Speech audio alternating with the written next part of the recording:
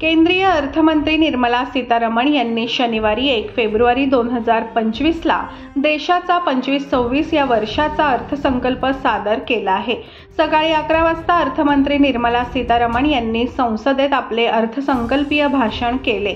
अर्थसंकल्पाच्या माध्यमातून अर्थमंत्री निर्मला सीतारमण यांनी शेतकऱ्यांच्या घोषणांचा पाऊस पाडला आहे।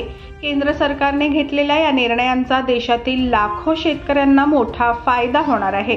किसान क्रेडिट कार्ड योजनेच्या लाभात मोठा बदल करण्यात येणार आहे।